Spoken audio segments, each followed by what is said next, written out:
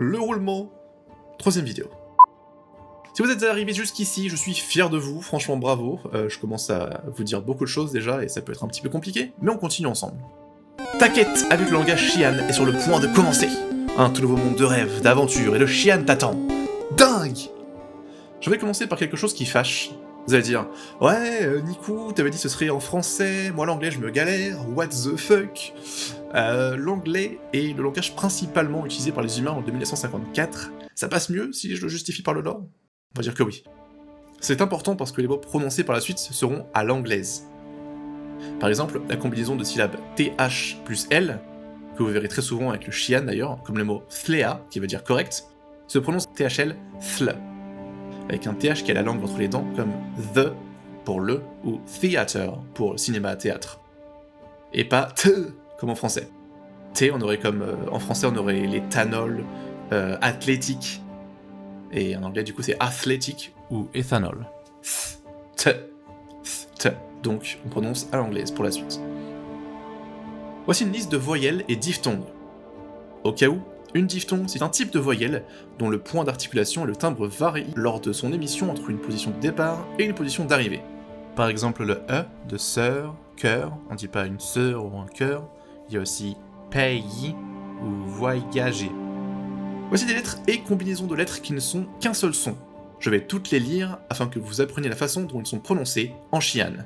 A, O, U, E, I, Ao, Oa, Ai, Wa,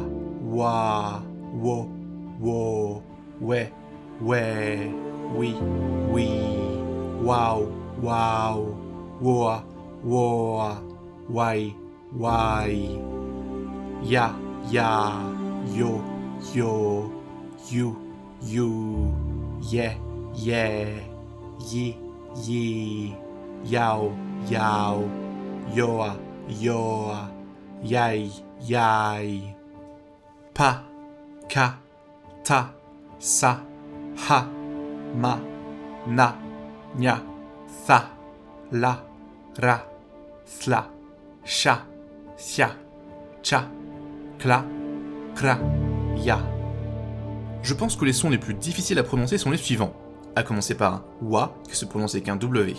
Wa, et non Wa. Il y a aussi Nya qui se prononce presque comme Nia avec N-I-A, Nia, mais vous devez couler votre langue au fond de votre palais. On ne dit donc pas Nya ou Nga, mais bien Nya. Il y a aussi le fameux Tha ou Thla, dont j'ai fait référence au début de la vidéo, avec un TH à l'anglaise. On dit donc Tha et non Ta. On ne dit pas non plus Ra, mais bien Ra, en roulant très légèrement la langue. Ne faites pas un mais bien Ra. Sha se prononce comme l'animal, le chat, mais légèrement avec la langue au fond du palais. Sha. Sia se prononce comme avec un S. Sia, et non pas Xia. Et dernièrement, il y a aussi Cha, comme si vous éternuez. Cha. Tous les sons Xi'an ont leur symbole, qu'on appelle des glyphes. En Xi'an, les lettres de l'alphabet s'appellent des Qieshin, les blocs de syllabes s'appellent des Unkie, et l'alphabet Xi'an s'appelle Hueqieshin Xi'an. Grâce à l'alphabet Xi'an, vous pourrez facilement visualiser les glyphes correspondant aux voyelles, consonnes et diphtongues. Reconnaître ces symboles viendra avec le temps, donc gardez cette feuille en référence lors de vos traductions. Pour construire le mot Xi'an avec cet alphabet, on crée donc un bloc pour la syllabe Xi'an. Ce bloc comprendra des lettres de l'alphabet permettant d'énoncer la syllabe. On commence donc de haut en bas, de gauche à droite. L'ancêtre de Xi'an est XY, Xi, que vous retrouverez dans l'alphabet et on le place à gauche. On a ensuite besoin du nucléus A pour énoncer Xia, et on le place à droite. La syllabe prenant de nombreuses lettres, il nous faut en moyen donc de placer le dernier N coda de Xi'an. On raccourcit donc le A pour placer notre N en bas à droite, permettant de former Xi'an. Il s'agit d'une pratique courante permettant de former des unkies, et vous retrouverez ceci dans l'alphabet Xi'an pour chacune des syllabes. Mais ce n'est pas terminé, puisque Xi'an a un ton descendant pour Xi'an. Il nous faut donc un marqueur à droite du A, signalant la descente de ton. Xi'an est aussi un nom propre, il faut donc le signaler avec une majuscule. Notez que le Xi'an ne s'écrit jamais avec des majuscules, même en début de phrase. Ce symbole est réservé avec 2 barres au-dessus de l'unquier pour signifier un nom propre. En regardant l'alphabet, vous aurez sûrement remarqué les lettres longues comme O et O. On signale ces longues prononciations par une marque supplémentaire. Seul I n'a pas de barre et s'écrit I avec 2 I.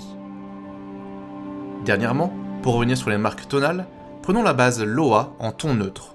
Loa n'a aucune marque puisque le ton est neutre. Le ton bas est noté avec un marqueur bas. Loa. Les tons descendants sont notés avec une marque à droite de l'unquier, comme si vous dessiniez un 7 avec votre main. Loa. Il y a la barre de ton neutre et la descente vers un ton plus bas. Les tons montants ont une marque en bas à gauche et une autre en haut à droite de l'unquier. Loa. Et finalement, les tons hauts sont notés avec une double marque en haut à droite. Loa. Lorsque vous commencerez à écrire en Xi'an, vous pourrez commencer de gauche à droite, mais essayez de suivre l'écriture officielle Xi'an en écrivant de droite à gauche et de haut en bas. Chaque mot est séparé par un espace. Les phrases contiennent un point final, comme nos points de fin de phrase. Il n'existe pas de point d'exclamation, mais il existe des points d'interrogation pour exprimer une question. Merci d'avoir suivi cette vidéo sur la prononciation et l'écriture. On se retrouve sur une toute dernière vidéo dédiée à la grammaire, quelques phrases utiles et tous les outils dont vous avez besoin pour votre aventure. Yan Le Call. Étudiez bien.